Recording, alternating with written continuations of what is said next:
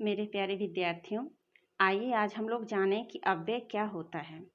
अव्यय का शाब्दिक अर्थ है अ प्लस व्यय अर्थात न व्यय। इसका भावार्थ निकालें तो वे शब्द जिनमें कोई व्यय न हो अर्थात कोई खर्च न हो, जिन शब्दों में कोई विकार उत्पन्न न हो अर्थात कोई बदलाव न हो। जो शब्द वाक्य में ज्यों के त्यों रखे जाएं, कर्ता कोई भी हो, लिंग कोई भी हो, वचन कोई भी हो, कारक कोई भी हो, अर्थात वे शब्द अव्यय होते हैं जिनमें लिंग, वचन और कारक के अनुसार कोई परिवर्तन नहीं होता है, यानी वे शब्द जैसे के तैसे रखे जाएं। जैसे कुछ शब्दों के उदाहरण मैं दे देती हूँ, जैसे धीरे धीरे, अचानक, ये शब्द जो हैं अव्यय हैं। जैसे यदि कहें राम धीरे धीरे चलता है, या कहा जाए कि मैं धीरे धीरे चलता हूँ, या फिर सीता धीरे धीरे चलती है, या वे लोग धीरे धीरे चलते हैं, ये क्या है? इनमें वचन कोई भी हो, लिंग कोई भी हो, कारक वैसे कारक का इन वाक्यों में तो जिक्र नहीं आया, लेकिन हाँ, कारक के अनुसार भी अव्यय में कोई परिवर्तन नहीं होता। कारक कोई भी हो, अव्यय ज्यों के त्यों ही रखे जाते हैं। कारक चिन्ह 7 होते हैं, जैसा कि हम सब लोग जानते हैं। कर्ता ने, कर्ता प्रथमा ने, कर्म द्वितीया को, करण तृतीया से, चतुर्थी को के लिए संप्रदान, चतुर्थी संप्रदान होती है, चतुर्थी संप्रदान को के लिए, पंचमी अपादान से अलगाव में, षष्ठी का के की, ना नेनी, रा रेरी, और सप्तमी में पै पर, यही कारक चिन्ह है। जैसे कहा जाए कि राम को अचानक चोट लग गई, यहाँ पर कारक चिन्ह का ध्यान रखिएगा। चूंकि हम अव्यय बता रहे हैं, इसलिए कुछ उदाहरण को भी लेते हुए चलते। देखो, राम को अचानक चोट लग गया, यहाँ पर कारक चिन्ह को है। राम को कारक चिन्ह है। यदि कहा जाए राम को अचानक बैठ जाना चाहिए, राम को उस समय, जिस समय राम को चोट लगी, उस समय कुर्सी पर अचानक बैठ जाना चाहिए। अब देखो, कुर्सी पर, यहाँ पर आ गया पर कारक चिन्ह, लेकिन अचानक शब्द में कोई परिवर्तन नहीं हुआ। यहाँ पर कारक चिन्ह की बात हो रही है। जैसे राम के ऊपर अचानक सिंह झपट पड़ा, के ऊपर है, लेकिन अचानक शब्द में कोई परिवर्तन नहीं हुआ, अर्थात अचानक जो है अव्यय शब्द है। इस प्रकार बहुत सारे अव्यय शब्द होते हैं। अव्यय के भेद 4 प्रकार के होते हैं, और ये जो चारों भेद हैं, ये सब अव्यय होते हैं। इनके अलावा निपात शब्द भी अव्यय होता है। तो आइए इन्हीं भेदों को समझ लेते हैं। कौन कौन से अव्यय? देखिए, अव्यय 4 होते हैं, और ये अव्यय कौन कौन से होते हैं, इनके भी उदाहरण को आप लोग समझते हुए चलिए। अव्यय 4 प्रकार के होते हैं। थोड़ा सा PDF डिस्टर्ब कर रहा है। अव्यय 4 प्रकार के होते हैं। देखिए, क्रिया विशेषण अव्यय, संबंध बोधक अव्यय, समुच्चय बोधक अव्यय और विस्मयादि बोधक अव्यय। क्रिया विशेषण के आगे अव्यय लगाइए या न लगाइए, होता अव्यय ही है।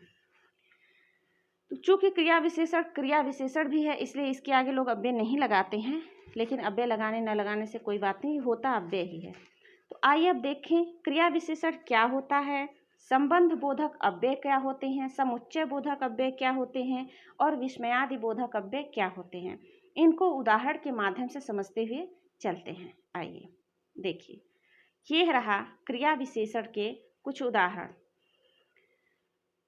अब इससे पहले हम ये बता दें क्रिया विशेषण होता क्या है। देखिए, जैसा कि इसके पहले मैं शाब्दिक अर्थ को बताकर किसी भी शब्द का परिभाषा को क्लियर करती हूँ। पहले शाब्दिक अर्थ को बता देते हैं, क्योंकि ऐसे क्या है कि किसी भी शब्द के माध्यम से यदि उसकी परिभाषा बतानी हो तो वो दिमाग में फिट हो जाता है। जैसे देखिए, यहाँ मैं क्रिया विशेषण की बात करूँ तो क्रिया का अर्थ हो गया, क्रिया हर कोई जानता है कि जिस शब्द से किसी कार्य का करना या होना पाया जाए वे क्रिया है। विशेषण से भी हम सब लोग जानते हैं कि विशेषता बताने वाले शब्द। अब चूंकि ये दोनों शब्द एक ही साथ आए हैं, अर्थात क्रिया और विशेषण दोनों है, तात्पर्य यह है कि जो शब्द क्रिया की विशेषता बताएं वे क्रिया विशेषण हैं, और जो शब्द संज्ञा या सर्वनाम की विशेषता बताएं वे विशेषण हैं। संज्ञा या सर्वनाम की विशेषता बताने वाले जो शब्द हैं वे तो विशेषण हो गए। देखिए, अब एक ही चीज़ को बार बार क्या बताया जाए, लेकिन फिर भी मैं थोड़ा सा समझाते हुए चलती हूँ। देखिए, इनकी विशेषता बताने वाले विशेषण हो गए, और जो क्रिया की विशेषता बता दे वह क्रिया विशेषण। बस यही होता है क्रिया विशेषण। आइए आगे देखते हैं। क्रिया विशेषण अव्यय के उदाहरण हैं ये। देखिए, क्रिया विशेषण अव्यय, हाँ देखिए, क्रिया विशेषण अव्यय के उदाहरण हैं ये। बहुत से सीता बहुत पानी पीती है, या सीता बहुत तेज है। राम बहुत खूब लिखता है, यह अव्यय। अब बहुत शब्द, चाहे राम के साथ बहुत शब्द आ जाए, चाहे सीता के साथ, चाहे गीता के साथ, हमने बता दिया कि अव्यय अविकारी शब्द होते हैं। इनका लिंग वचन और कारक के अनुसार कोई परिवर्तन नहीं होता है, अर्थात ये किसी भी लिंग के साथ, किसी भी वचन के साथ, किसी भी कारक के साथ हो, लेकिन इनमें कोई परिवर्तन नहीं होता, ये ज्यों के त्यों रखे जाते हैं।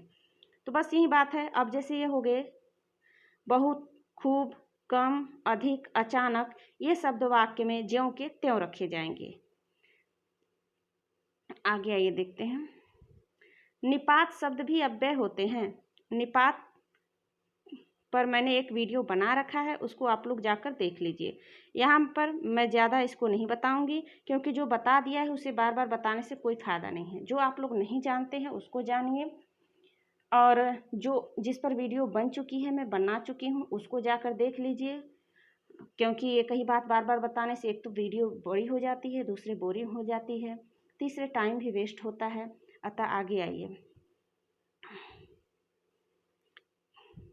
हाँ, अब देखिए, संबंध बोधक हमने बताया था कि अव्यय 4 प्रकार के होते हैं। क्रिया विशेषण हो चुका, अब संबंध बोधक आएगा, उसके बाद समुच्चय बोधक और फिर विस्मयादि बोधक। अब संबंध बोधक क्या है? अब संबंध बोधक को जानने के लिए सबसे पहले इसके शाब्दिक अर्थ को देखें कि तो संबंध का बोध कराने वाला शब्द अव्यय हो गया। तो जिन अविकारी शब्द, अर्थात जिन शब्दों में कोई परिवर्तन नहीं होता है, अव्यय शब्द, तो ऐसे भी कह सकते हैं जिन अव्यय शब्दों से संज्ञा या सर्वनाम का संबंध प्रकट हो, संज्ञा या सर्वनाम का संबंध प्रकट हो और वाक्य के दूसरे शब्दों से प्रकट हो, उन्हें संबंध बोधक अव्यय कहेंगे। जैसे मैं सर्वनाम, गोपाल संज्ञा के बिना। देखिए, मैं गोपाल के बिना नहीं जा सकता। मैं संज्ञा के बदले प्रयुक्त हुआ है, गोपाल एक नाम है तो संज्ञा हो गया। मैं जो है, मैं अपना नाम न लेकर मैं कह दिया, तो मैंने संज्ञा पर भी वीडियो बना रखी है। कौन कौन से शब्द, नहीं संज्ञा पर, सर्वनाम पर, सब पर बना रखी है। तो मैं जो है सर्वनाम शब्द हो गया।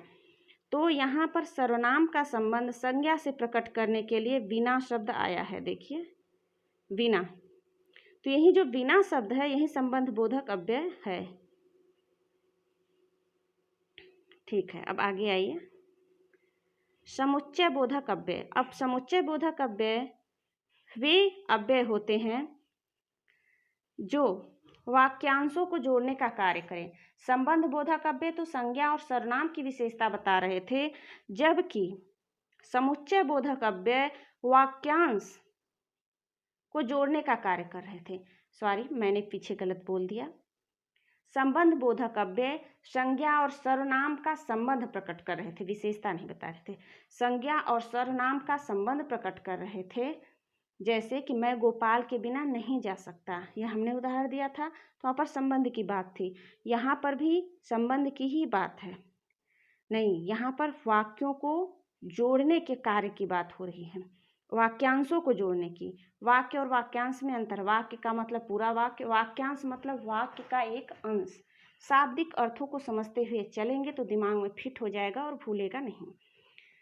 तो जैसे यहाँ पर अखिल और सुहेल, वैसे तो ये दोनों संज्ञा हैं, लेकिन यदि जाने की क्रिया है, जो अगर जाने की क्रिया की बात करें तो और शब्द जाने से संबंधित है, अतः वाक्यांश को जोड़ रहा अखिल और सुहेल कॉलेज को जाते हैं।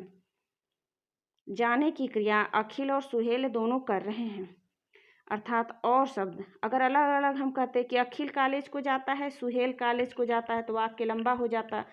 तो ये वाक्य के अंश है, इनको जोड़ दिए और शब्द से जोड़ दिए तो अलग अलग से नहीं कहना पड़ा, अर्थात और शब्द जो है यह समुच्चय बोधक अव्यय है। इससे क्या है, वाक्यांश को छोटा किया जा सकता है। वाक्य को जैसे अखिल कॉलेज को जाता है, सुहेल कॉलेज को जाता है, इसको एक साथ बोल दें तो अखिल और सुहेल कॉलेज को जाता है। तो वैसे देखें तो ये दोनों संज्ञा हैं, लेकिन चूंकि यहाँ पर जाने क्रिया को जोड़ने का कार्य कर रहा है, यहाँ पर जोड़ने का कार्य हो रहा है और शब्द के माध्यम से, अतः जहाँ पर वाक्यांशों को जोड़ने का कार्य हो वे समुच्चय बोधक अव्यय हैं। अब आइए विस्मयादि बोधक अव्यय देख लेते हैं। विस्मयादि बोधक अव्यय वैसे तो ज़्यादातर लोग जानते हैं, इसके शाब्दिक अर्थ से कि जो विस्मित करने वाले शब्द हों, अर्थात जिनसे हृदय के भाव प्रकट हों, जैसे हर्ष, विषाद, दुख, शोक, घृणा इत्यादि हृदय के भाव हैं। तो इनसे संबंधित जो शब्द होते हैं, इनको प्रदर्शित करने वाले, यानी विस्मय को प्रदर्शित करने वाले दुख, घृणा, क्रोध, ईर्ष्या, और घृणा ईर्ष्या वैसे एक ही होता है, विषाद, प्रसन्नता, इच्छा, इन सबको प्रकट करने वाले विस्मयादि बोधक अव्यय होते हैं। आइए इनके थोड़े से उदाहरण देख लेते हैं हम लोग। देखिए, जैसे हे, ओ, अरे, ये क्या है, ये संबोधित करने वाले शब्द हैं। और यदि हर्ष की बात कहें तो हर्ष की बात करें तो वाह, खूब, क्या बात है, क्या बात है इत्यादि। यदि दुख की बात करें, दुख की बात करें तो हाय, हाय, हे राम इत्यादि। तो इस प्रकार आज का वीडियो यहीं पर समाप्त होता है। आज तक के लिए बस इतना ही। Okay, thank you.